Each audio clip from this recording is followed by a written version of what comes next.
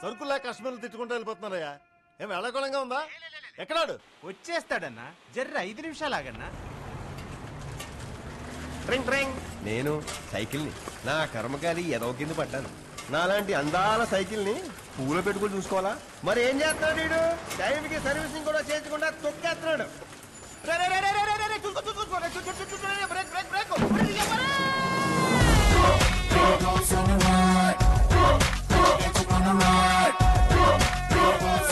నేను గుర్రం అనుకుంటున్నావేంట్రా? ఆ దూకులేంటి బే? సారీ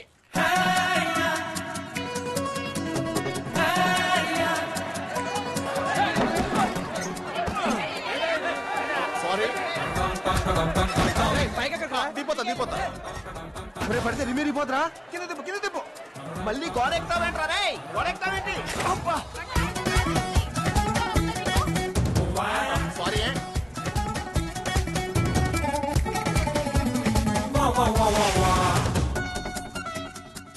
ఏరా రోజు లేటనా? సారీ.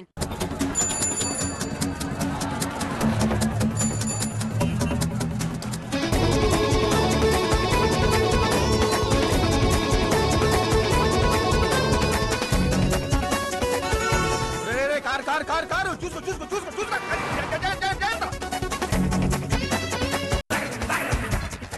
మళ్ళీ నువ్వు వచ్చావంటే మీ బట్టలు ఫోన్ చేసి చెప్పానుగా, ఆటోలో తొందరగా వచ్చేస్తాను. ఒకసారి రావద్దు, నువ్వు వస్తే బాగోదు.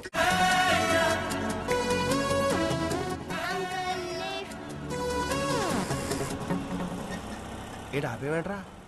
నాకు సర్వీసింగ్ చేయించే దిక్కులేదు కానీ నీ మొహానికి మళ్ళీ సోషల్ సర్వీసు. అబ్బా జైలమా ఎదవకి నోరు బరా. ఈ అబ్బా నిన్ను మోయటం ఎక్కువ, మళ్ళీ బుట్టదాన్ని కూడా మోయాలా? రోజు ఎల్లుండి వచ్చి లిఫ్ట్ అడగకపోతే మీ బాబుని ఆటో పెట్టవచ్చు కదా.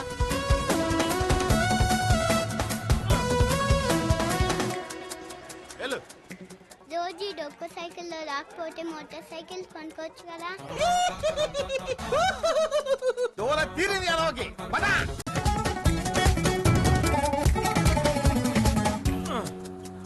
ఓ ప్లేట్ ఇడ్లీ అన్న. 2 ఇడ్లీ అక్కడ.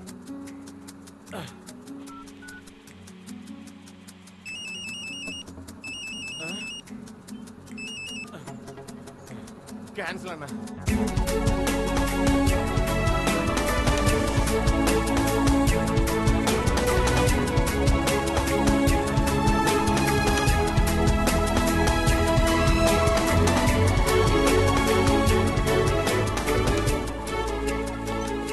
నాటకాలు ఆడుతున్నావా అన్న? రేపు నేను తొందరగా వచ్చేస్తాను. ఏంటి వచ్చేది ఇంత లేట్ అయింది? అంటే సైకిల్ కదన్నా. సరే అక్కడే ఎక్కడ దొరుకుతారా మాకు? మేము వ్యాపారం చేసుకోవద్దా? 2 నిమిషాలు కదా 2 నిమిషాలు. ఇంకోసారి లేట్ అయిందంటే నిన్ను నీ సైకిల్ ఎరగదంతా. సారీ, ఇంకెప్పుడు లేట్ అవుతా.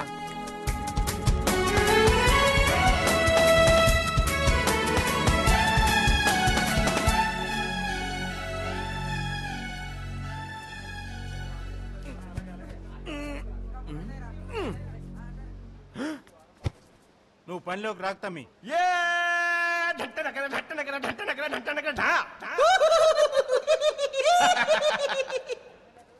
చూడు రాము, రిటైలర్స్ గొడవ చేస్తున్నారు. నీ గురించి బిజినెస్ ఖరాబ్ చేసుకోలేను కదా. అలా అనకన్నా, రేపటి నుంచి ఏ ప్రాబ్లం రానివ్వనన్నా. ఈ డొక్కు సైకిల్ తో ఎన్ని అనేస్తావు? తొక్కి సైకిల్ సరేరా, నాకు రెస్ట్ దొరికేలా చేసావు కాబట్టి నేను క్షమించాను. పో. ఒకటే మాట, ఆటో ఉంటేనే పని ఉంటది. అంత డబ్బు నా దగ్గర ఎక్కడదన్నా. అదంతా నీ పరేషాన్. మస్తాన్ బస్తాలెక్కిరా. అన్నా అన్నా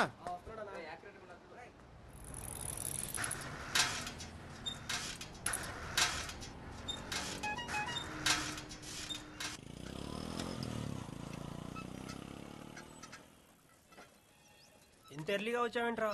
మధ్యాహ్నం ఆఫా? పొద్దున్న సాయంత్రం నైట్ కూడా ఆఫే. సరే నైట్ భోజనానికి రాను, నువ్వే వండుకో.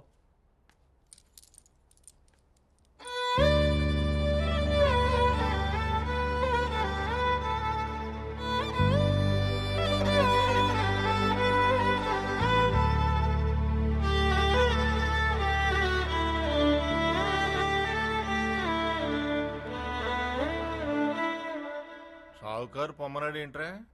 న్యూస్ నీ దాకా వచ్చేసిందా బాబాయ్? ఎవరన్నా చెప్పాలేంటి?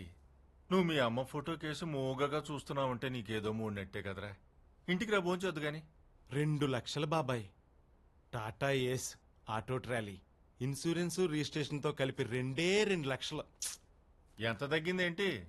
1532 రూపాయలు. తక్కువ 2 లక్షలు. అమ్మ లేదు, నాన్న లేడు. నాన్న దిక్కే లేదు. ఉన్నదొక డొక్కు సైకిల్. ఎవరిస్తారా నీకు అప్పు? Sir courier. కొరియరా? ఎవరికి? కోయిల్మూడి విజయలక్ష్మి, వైఫ్ ఆఫ్ కోయిల్మూడి రాఘవరావు.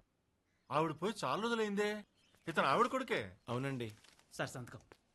తాడిపత్రి ఎంఆర్ఓ ఆఫీస్ నుంచి. అక్కడ నీకెవరున్నారా? ఏమో. నమస్తే సార్. ఓకే అమ్మా. జిల్లా సెషన్స్ కోర్టు వారి తీర్పును అనుసరించి అనంతపురం జిల్లా తాడిపత్రి మండలం గండికోట గ్రామ పంచాయతీలో ప్రభుత్వం వారు 1980లో జప్తు చేసిన 5 ఎకరాల 10 కుంట్ల జిరాయితీ భూమి తిరిగి సొంతదారుల పరం చేయటమైనది. ఆ?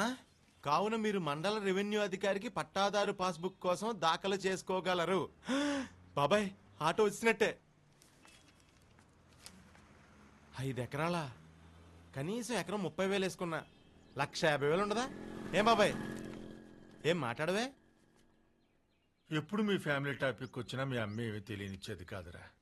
కాకపోతే అప్పుడప్పుడు తన మాటల్లో మీది రాయలసీమని, ఆ ప్రాంతం అంటే తనకు నచ్చదని చెప్తుండేది.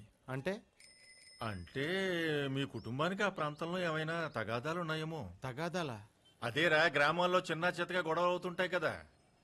చూడు, మీ అమ్మ ఎందుకు భయపడిందో ఏమిటో. ఈ ఆస్తి కోసం నువ్వు ఇప్పుడు ఆ ప్రాంతానికి వెళ్ళకపోతే ఏమవుతుంది చెప్పు. ఏం మాట్లాడుతున్నావు బాబాయ్? చూస్తూ చూస్తూ ఇంత ఆస్తి ఎవరిని వదులుకుంటారా? తెలియని ఏరియాలో నీకేదైనా గొడవ అయితే ప్రమాదం కదరా. గొడవ నాతోనా?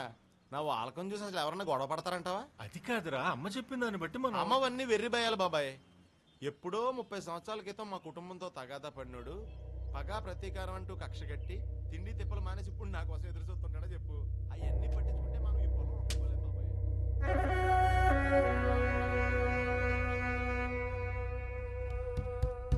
నాయనా, వాళ్ళు వస్తుండారు నాయనా.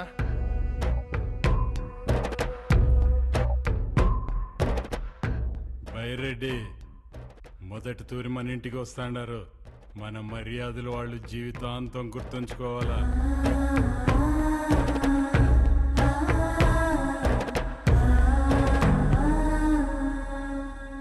మొత్తం సీమంతా ఇలాగే ఉంటుందా నటరాజన్?